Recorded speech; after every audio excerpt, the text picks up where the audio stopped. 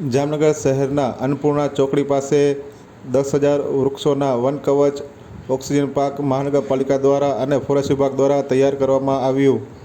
જામનગર મહાનગરપાલિકા દ્વારા આપેલી 1 હેક્ટર જગ્યામાં 1-1.5 વર્ષમાં જ વન વિભાગે 10,000 વૃક્ષો વાવીને સર્જી આપેલું વન કવચ હવે માણેકનગર રોડ, લાલવાડી વિસ્તાર, અન્નપૂર્ણા ચોકડી પાસે આવેલ સોસાયટી તેમજ નુરી ચોકડી નજીક આવેલ સોસાયટીઓના રહીશો માટે વોકિંગ પાર્ક તરીકે ખુલ્લું મૂકવા માટે તૈયાર થઈ ચૂક્યું છે. ખાસ કરીને આ સ્થળે બાળકોના મનોરંજનના સાધનો પણ ગોઠવાયા છે. વર્ષ 2023-24માં જામનગર દ્વારકા જિલ્લા વનતંત્રના સામાજિક વનીકરણ વિભાગને મહાનગરપાલિકા દ્વારા ટીપી સ્કીમ નંબર 1ના અંતિમ ખંડનો વિશાળ પ્લોટ વન કવચ તરીકે ડેવલપ કરવામાં આવ્યો હતો.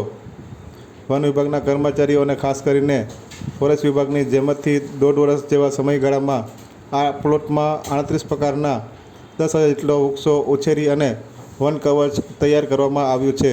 આ અંગેની વિગતો આજે સવારે 11 વાગ્યે જાહેર કરવામાં આવી છે.